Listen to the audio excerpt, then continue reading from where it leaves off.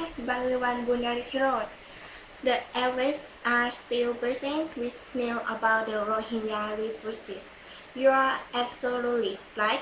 Perhaps it's time to cover some definitions. An economic migrant is one who travels to a different country to seek employment, while a refugee is one who is running away from persecution.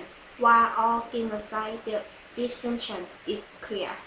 For the record, the Philippines is the only country in ASEAN who is a signatory of the United Nations Refugees Convention. It was why they were the first to offer help to the Rohingya refugees, while the other three countries turned them away. Yes, human traffickers try on this and make a lot of money transporting refugees, asylum seekers, and economic migrants. Let's quickly look at the most popular cross-border route in ASEAN. You have the sea route and the overland route. Malaysia initially arrested 12 officers, but the later released 10 of them. Thailand, on the other hand, had at least 51 out of 84 suspects in cross-border. I believe that the number of human traffickers should be much higher. Why that? Because it would be quite impossible for 53 men alone to control 140 Rohingya camps, no matter how efficient they are. Simple math will tell you that it takes 10 men to run a camp.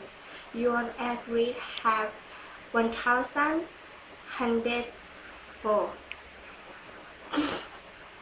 Simple math will tell you how it takes 10 men of run a camp. You at least have 1,400 traffickers. To arrest look like ASEAN needs to pull their weight and make a quick decision on this, because it's starting to look like a much bigger problem than what more people think.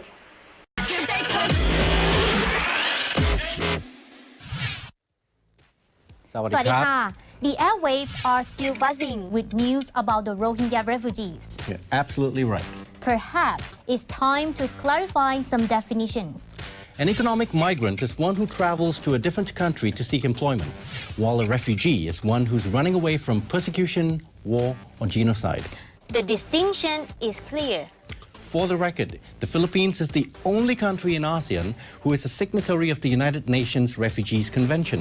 Is that why they were the first to offer help to the Rohingya refugees, while the other three countries turned them away? Yes, human traffickers thrive on this and make a lot of money transporting refugees, asylum seekers, and economic migrants. Let's quickly look at the most popular cross-border routes in ASEAN. You have the sea routes and the overland routes. Malaysia initially arrested 12 officers, but then later released 10 of them.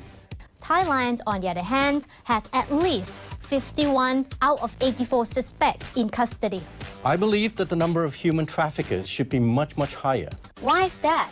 Because it would be quite impossible for 53 men alone to control 140 Rohingya camps, no matter how efficient they are.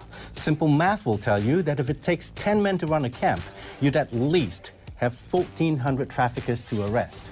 Looks like ASEAN needs to pull their weight and make a quick decision on this, because it's starting to look like a much bigger problem than what most people think. That's right. I'm Mike. And I'm Nin. See you next week on ASEAN Checklist. สวัสดีค่ะ